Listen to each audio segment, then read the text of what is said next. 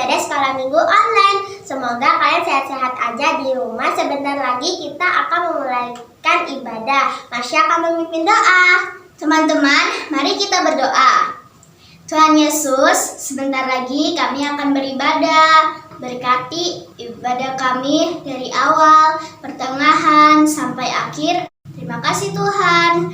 Dalam nama Tuhan Yesus, haleluya, amin.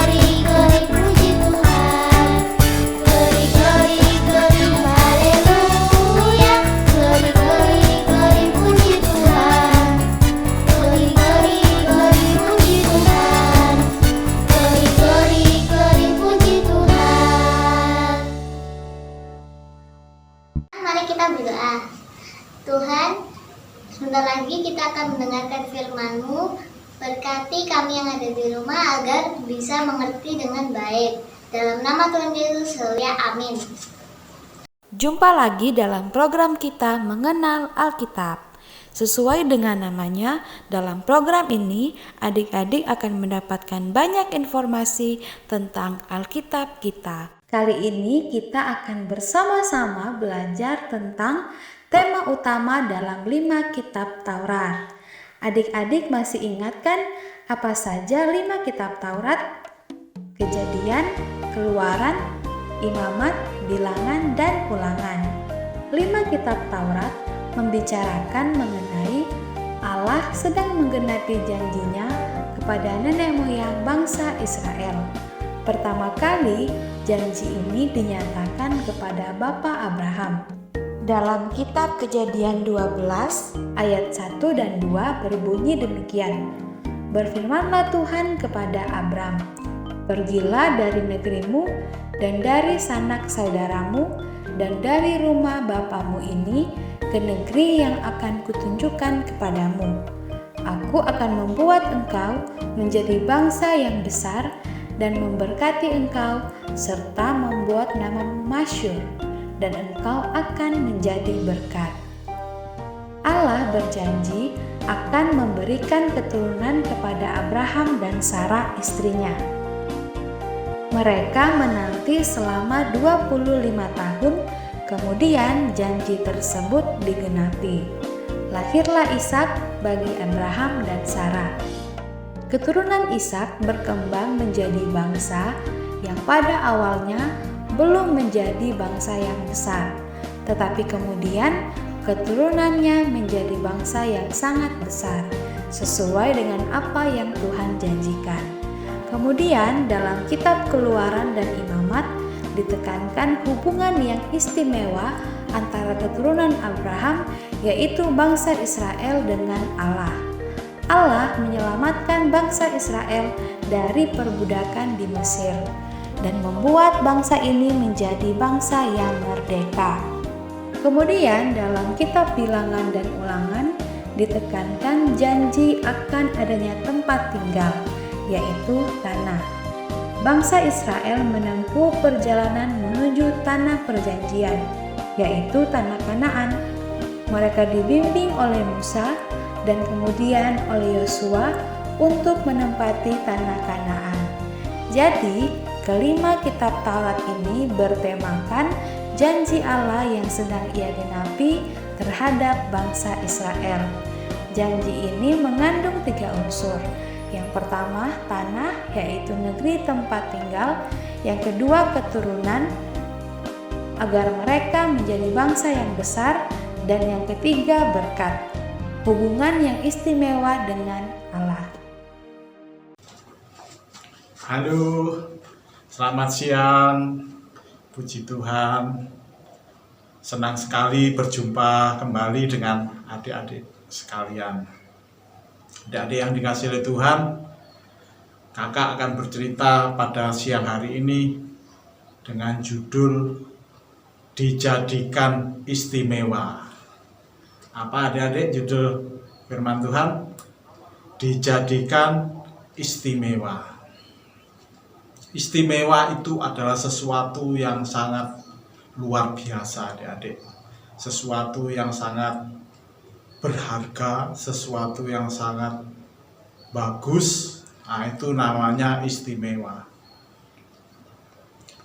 Kalau kita dijadikan istimewa, itu berarti sebelumnya kita sama sekali tidak istimewa. Siapa yang menjadikan diri kita istimewa? Yang menjadikan diri kita istimewa itu adalah Tuhan Yesus Kristus.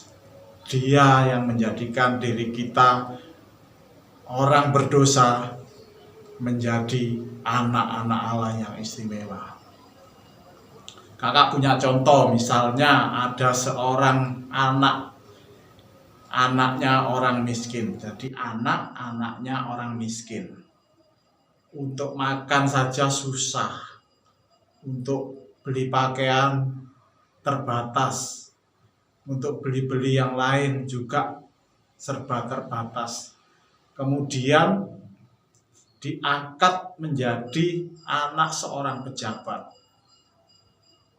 Itu suatu keadaan di mana kehidupannya berubah secara drastis menjadi sangat baik, menjadi lebih baik, menjadi istimewa, adik-adik ya. Kalau anak orang miskin diangkat menjadi anak pejabat saja begitu istimewa, apalagi kita orang-orang berdosa diangkat menjadi anak-anak Allah. Suatu keadaan yang luar biasa sekali, suatu keadaan yang istimewa sekali bagi kehidupan kita. Kita orang berdosa yang seharusnya tidak layak di hadapan Allah diangkat menjadi anak-anak Allah. Itu adalah suatu keadaan yang sangat istimewa. Istimewa sekali ya. Jadi saya perjelas di sini, sangat istimewa dan istimewa sekali. Luar biasa adik-adik ya. Kita akan belajar sebuah cerita tentang orang yang kedapatan berbuat dosa tetapi diampuni oleh Tuhan Yesus.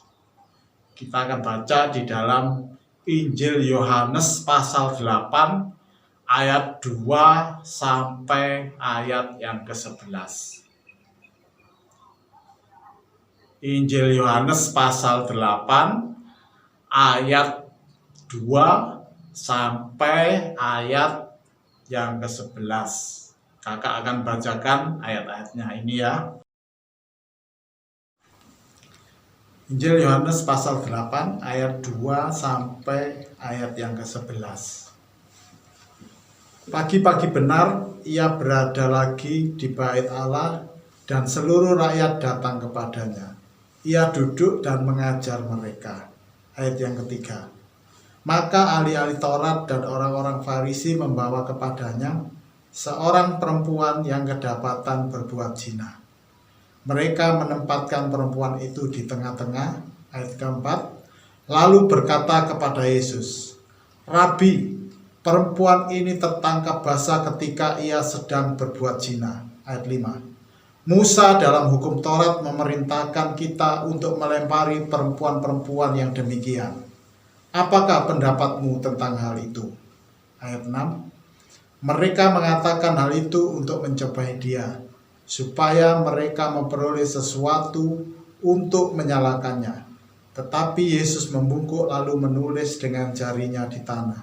Ayat 7. Dan ketika mereka terus-menerus bertanya kepadanya, ia pun bangkit berdiri lalu berkata kepada mereka, barang siapa di antara kamu tidak berdosa, hendaklah ia yang pertama melemparkan batu kepada perempuan itu. Ayat 8. Lalu ia membungkuk pula dan menulis di tanah. Ayat 9. Tetapi setelah mereka mendengar perkataan itu, pergilah mereka seorang demi seorang, mulai dari yang tertua. Akhirnya tinggallah Yesus seorang diri dengan perempuan itu yang tetap di tempatnya.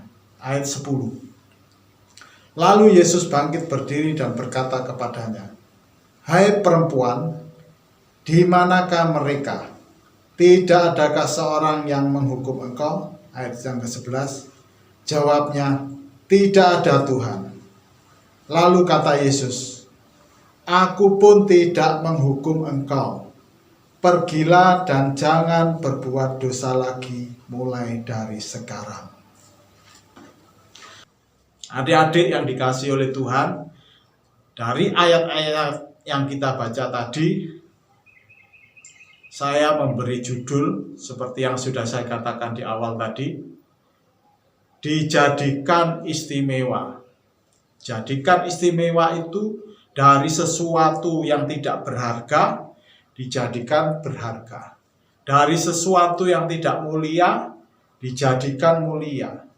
Dari sesuatu yang najis, dijadikan kudus. Dari sesuatu yang tidak berguna dijadikan berguna. Itu maksudnya dijadikan istimewa. Nah, itulah yang terjadi dalam kehidupan kita. Dari cerita tadi, pada suatu ketika Tuhan Yesus datang ke Bait Allah. Rakyat berbondong-bondong ke tempat itu. Di situ juga ada ahli-ahli Taurat dan orang-orang Farisi. Lalu tiba-tiba datanglah ahli-ahli Taurat dan orang Farisi membawa seorang perempuan yang kedapatan berbuat zina. Seorang perempuan yang kedapatan berbuat dosa. Lalu ahli-ahli Taurat itu menempatkan perempuan itu di tengah-tengah, lalu berkata kepada Yesus, menurut hukum Taurat, Musa mengatakan bahwa kita harus melempari perempuan-perempuan yang demikian. Apa pendapatmu tentang hal ini? Itu yang dikatakan oleh ahli-ahli Taurat dan orang-orang Farisi kepada Tuhan Yesus. Kemudian cerita selanjutnya, Tuhan tidak langsung menjawab, tapi Tuhan Yesus membungkuk dan menulis di tanah. Tapi jawaban Tuhan Yesus berikutnya apa? Barang siapa di antara kamu yang tidak berdosa, hendaklah ia yang pertama kali melemparkan batu kepada perempuan itu. Jadi Tuhan Yesus berkata, singkatnya itu demikian, atau jelasnya itu demikian. Kalau di antara kalian ada yang tidak berdosa, bolehlah orang itu yang melemparkan batu kepada perempuan ini, pada perempuan itu. Itu maksudnya, adik-adik ya.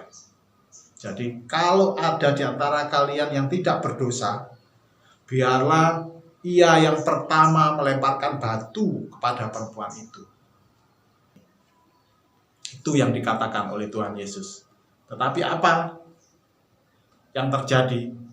Ternyata tidak ada seorang pun yang berani melemparkan batu kepada perempuan itu.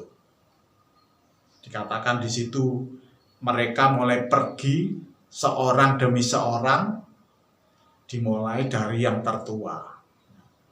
Nah, adik-adik yang dikasihi oleh Tuhan, di akhir cerita tidak ada seorang pun yang melempari perempuan yang berdosa ini dengan batu.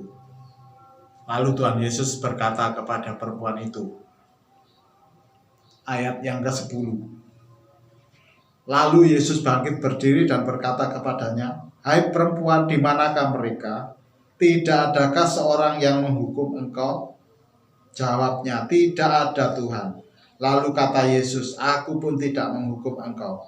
Pergilah dan jangan berbuat dosa lagi mulai dari sekarang.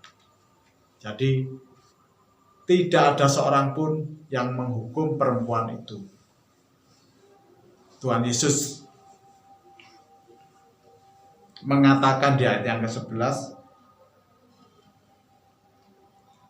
aku pun tidak menghukum engkau. Pergilah dan jangan berbuat dosa lagi mulai dari sekarang. Yang terakhir kita baca ayat-ayat penting yang menyatakan bahwa Tuhan Yesus datang ke dalam dunia untuk menyelamatkan orang berdosa. Tuhan Yesus datang ke dalam dunia untuk mengangkat kita, orang-orang berdosa ini, menjadi anak-anak Allah. Yang pertama di dalam Matius 1 ayat 21. Ia akan melahirkan anak laki-laki dan engkau akan menamakan dia Yesus, karena dialah yang akan menyelamatkan umatnya dari dosa mereka. Ayat ini adalah ayat yang dikatakan oleh malaikat kepada Yusuf ketika Yusuf berencana menceraikan Maria. Jadi di situ jelas bahwa Tuhan Yesus akan menyelamatkan umatnya dari dosa. Yang kedua, Lukas 2 ayat 11 dikatakan dalam ayat ini, hari ini telah lahir bagimu juru selamat, yaitu Kristus Tuhan di kota Daud. Menjelaskan bahwa yang lahir di kota Daud waktu Tuhan Yesus lahir itu dikatakan bahwa ialah juru selamat. Yang ketiga, Lukas 19 ayat 10. Sebab anak manusia datang untuk mencari dan menyelamatkan yang hilang. Jadi Tuhan Yesus itu datang dalam dunia untuk mencari dan menyelamatkan yang hilang. Yang dimaksud yang hilang di sini adalah orang-orang yang berdosa, untuk diangkat menjadi anak-anak Allah. Yang keempat, Yohanes 1 ayat 29. Pada keesokan harinya Yohanes melihat Yesus datang kepadanya dan ia berkata, lihatlah anak domba Allah yang menghapus dosa dunia. Lihatlah anak domba Allah yang menghapus dosa dunia. Itu yang dikatakan oleh Yohanes Pembaptis kepada Tuhan Yesus. Lihatlah anak domba Allah yang menghapus dosa dunia. Jadi Tuhan Yesus datang dalam dunia untuk menyelamatkan orang-orang berdosa, untuk diangkat menjadi anak-anak Allah. Itulah yang saya katakan di awal tadi, kita dijadikan istimewa oleh Tuhan Yesus Kristus. Kita sebenarnya tidak istimewa, tidak ada istimewanya sama sekali. Tidak ada istimewanya sama sekali. Tetapi karena Tuhan Yesus mengampuni kita, Tuhan Yesus menebus kita, kita dijadikan istimewa, yaitu dijadikan anak-anak Allah. Yang terakhir sekali, Tuhan Yesus datang ke dalam dunia mau menemui orang berdosa. Pada waktu kedatangan Tuhan Yesus, waktu itu yang tertulis dalam Alkitab, Tuhan Yesus banyak bertemu dengan orang-orang berdosa. Tuhan Yesus bergaul dengan orang-orang berdosa. Tuhan Yesus bertemu, menemui orang-orang berdosa juga. Datang untuk menyampaikan kebenaran, menyampaikan kabar keselamatan. Tetapi ada saatnya Tuhan Yesus tidak akan mau bergaul, bertemu dengan orang berdosa. Kapan itu? Saat ada di dalam kerajaan sorga. Jadi Tuhan Yesus mau bergaul, mau bertemu dengan orang-orang berdosa itu saat ia ada di dalam dunia ini. Tapi nanti dalam kerajaan sorga, dia tidak akan menemui kita kalau kita dalam keadaan berdosa. Dia tidak akan mau bertemu dengan kita kalau sampai pada akhir hidup kita kedapatan masih orang berdosa. Ingat ya adik-adik ya, sebab itu mari periksa kehidupan kita. Pelihara kehidupan kita yang baik, kehidupan kita yang suci, kehidupan kita yang kudus, supaya sampai akhir hidup kita yang sudah ditebus ini tetap dalam keadaan kudus, keadaan suci, tidak berdosa. Sehingga Tuhan Yesus menerima kita masuk dalam kerajaan sorga. Masuk dalam kerajaan Tuhan Yesus, yaitu kerajaan sorga. Jadi saya ulangi sekali lagi, Tuhan Yesus waktu datang ke dalam dunia, dia bertemu dia bergaul dengan orang-orang berdosa. Tetapi nanti dalam kerajaan sorga, dia tidak akan menerima kita kalau kita masih dalam keadaan berdosa. Ingat itu. Jadi jangan berbuat dosa. Kita sudah ditebus, pelihara hidup dalam kesucian, hidup dalam kekudusan, hidup dalam keadaan tidak berdosa. Amin, firman Tuhan. Mari kita berdoa. Kami bersyukur atas kasih-Mu Tuhan. Kami orang-orang berdosa yang tidak ada istimewanya sama sekali, apalagi di hadapan-Mu Tuhan. Sungguh benar-benar kami tidak ada istimewanya sama sekali. Tetapi karena kasih-Mu yang luar biasa kepada kami Tuhan, Engkau datang ke dalam dunia ini untuk bertemu dengan kami, untuk bergaul dengan kami orang-orang yang berdosa, untuk menyampaikan kabar keselamatan, kabar sukacita. Engkau menyampaikan kabar penebusan, kabar pengampunan bagi setiap orang yang percaya. Untuk Kau jadikan kami anak-anak-Mu. Kau jadikan istimewa di hadapan-Mu Tuhan. Kami bersyukur, kami berterima kasih kepada-Mu Tuhan. Biarlah kami sadar, kami mengerti, kami mengakui akan segala pertolongan-Mu Tuhan. Dengan cara kami menjaga kehidupan kami untuk tetap kudus dan berkenan di hadapan-Mu. Terima kasih Tuhan, terima kasih Bapa. Engkau senantiasa tolong kehidupan kami, kehidupan semua anak-anak yang mendengar firman Tuhan ini, untuk senantiasa berpaut kepada Tuhan. Karena hanya dengan berpaut kepada Tuhan, hidup kami terpelihara dalam kehidupan kudus dan berkenan di hadapan Tuhan. Terima kasih Bapa. Terpujilah nama-Mu selama-lamanya. Dalam nama Tuhan Yesus, kami mengucap syukur dan berdoa. Haleluya. Amin.